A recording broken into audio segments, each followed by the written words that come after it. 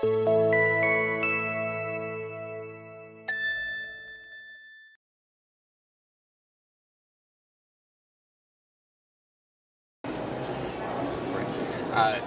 really focused on doing a global gas report because gas inherently is a very local fuel in terms of where it's produced, where it's consumed.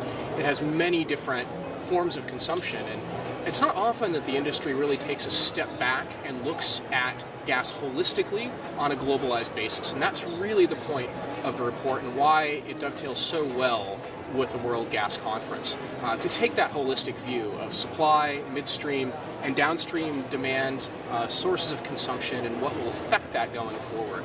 So that's why we, the Boston Consulting Group, partnered with Snam and have partnered with the IGU as well to provide that global perspective. Absolutely. It's also a complicated market, gas. Lots happening in lots of different places, and everything that's happening in different places interacts.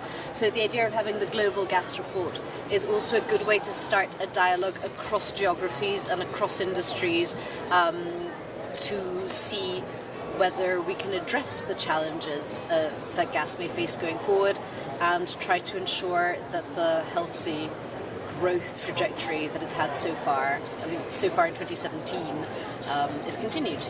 That's exactly right. I think it's important to understand that while the recent growth trajectory has been so positive for the global gas industry, we can't take that for granted going forward, and there are certain measures the industry needs to continue to focus on. Some of these are similar to what's been done before in terms of expanding LNG access, developing natural gas pipelines and infrastructure around the world, but there are new things coming up that the industry ought to focus on, and that's really what the report highlights as well, particularly in the dimension around sustainability. So ensuring that methane emissions are reduced and eliminated through gas supply chains, and developing the new technologies that will allow gas to decarbonize and provide not just a near-term bridge to a lower carbon future, but a long-term trajectory for decarbonization.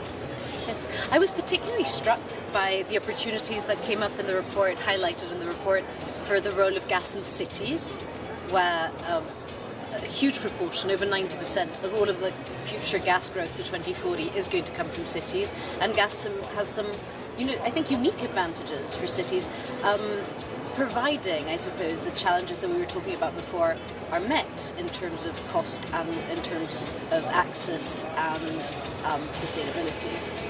That's right. I think when you look at gas relative to other fuels, and that's how we're so commonly now looking at different fuel sources as both in competition and cooperation in a series of energy transitions. And when you look at gas and its natural attributes, it is uniquely positioned and advantaged for use in cities in terms of limited local air pollution, sulfur dioxide, NOx, particulate matter. Also the heat intensity that it provides. You get a great amount of energy in terms of actual energy provided for the infrastructure investment you have to make in gas. And that's something where cities are dense, land is constrained, and frankly capital in many emerging markets is constrained as well. That's where gas offers that advantage of bringing together that environmental benefit with that heat intensity benefit to be a really efficient source of fuels for cities going forward. Well, thank you, Alex. It's been great fun. My pleasure. Thank you.